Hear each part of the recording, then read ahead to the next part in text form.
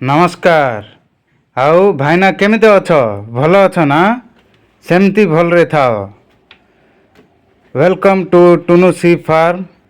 आज भिडियोटी plastic elevated set विषय कुआहब।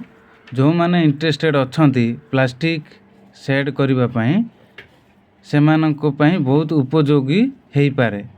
बहुत लोक अछंती बा बहुत चासी अछंती सेमाने काठ फालिया एवं जो बाउंस बादारे भाड़ा करिथांती। से काठरे कले गोटे प्रोब्लेम कौन तार मलमूत्र जो भी करती पशु से देहरे लगी जाए बा काठरे बहुत समय सिंथेई की रही थाए। आ काठर बहुत दिन भी जाए से मैक्सिमम वर्षे कि 2 वर्ष हेले नष्ट हो जाती। मैक्सिमम 3 वर्ष जाए किंतु ए प्लास्टिक सेट्र ड्यूरेबिलिटी बा एटा पाखापाखि अति कम रे आर वारंटी अच्छी अति कम रे 10 वर्ष ग्यारंटी तो 5 वर्ष इजी रे पळेबो। तो जो माने प्लास्टिक सेट करने को चाहते भुवनेश्वर साई एंटरप्राइजेस को जाई आपण जोगाजोग करें।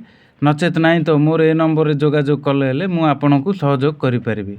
आउ ए प्लास्टिक सेट्र बहुत उपकारिता कौन जो भी जंतु रोचंती तार मलमूत्र जोटा भी होची सबू तल को डायरेक्ट पलाए किसी भी रुए एक भी डायरेक्ट तल को जाए प्लास्टिक उपरे किसी भी रहे जो द्वारा कि जीवजंतु बहुत खुशी रे रुहंती आउ किसी रोग व्याधि भी हठात रे अटैक करे नहीं।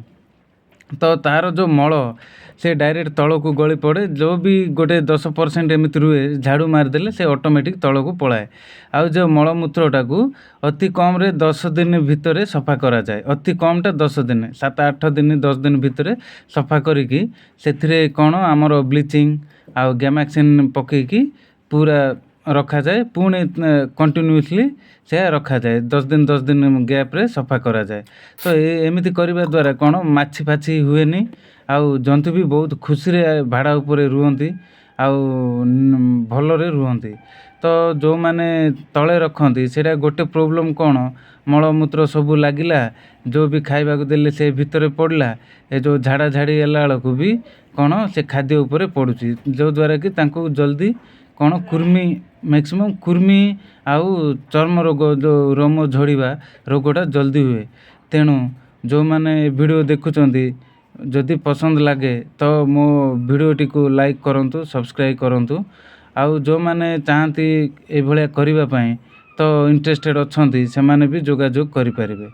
ए वीडियोटी केवल पशु प्रेमी एवं गृहपालित पशु प्रेमी मानक पई।